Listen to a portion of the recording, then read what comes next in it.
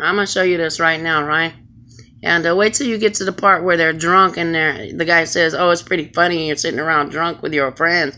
Oh, you're gonna get pissed off knowing that they're messing with this kind of talking technology, messing with your child and your dog and stuff like that, right?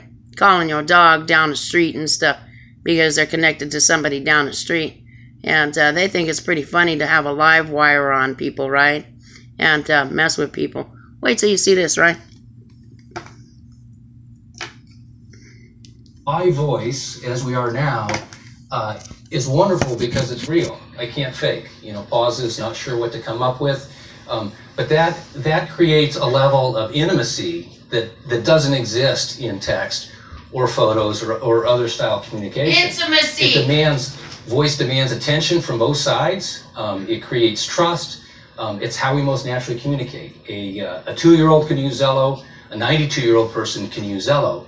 And so back to your question, there's two parts of Zello. One's a consumer app where we have 120 million registered users. And so they'll use it to stay in touch with friends or family, or people they don't know. And so they can be these live channels that are private or public channels.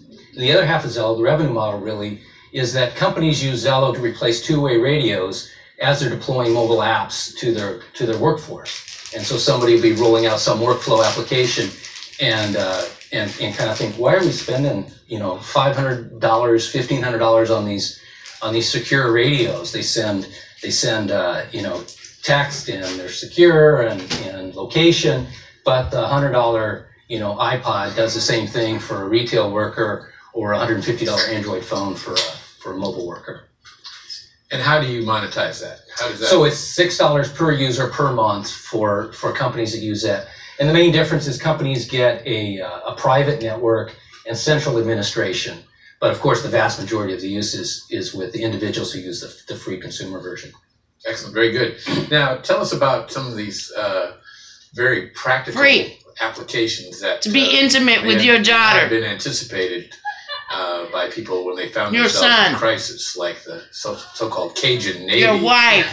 Boats going out into neighborhoods to find people and rescue them out of their houses, and had to coordinate that information. What can you tell us about that? It wasn't a complete surprise because radio's always been a go-to communication tool when the stakes are high.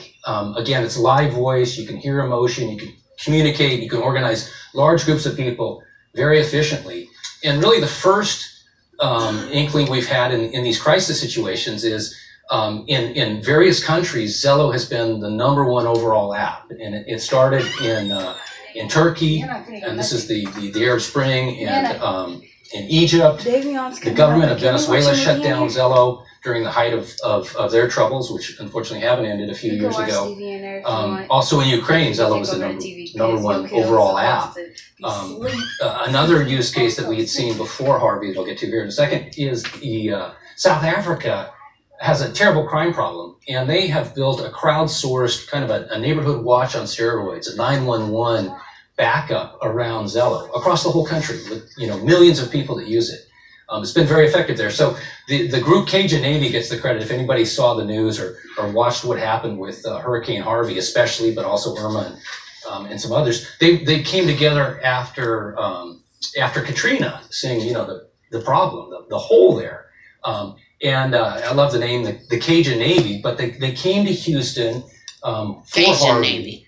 And Zello was first used because they had some attention, and they've over multiple incidents, they've learned that Zello works really great. So they said, if you can help, get on Zello. If you need help, get on Zello. And so there were thousands and thousands of people who came from Texas and nearby with trucks and boats and chainsaws and fuels.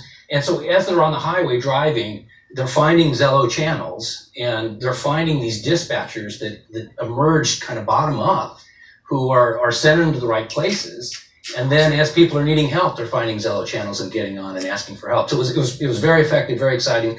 Zello was just the communication tool, these thousands of volunteers in the management efforts that they brought to bear that was so effective.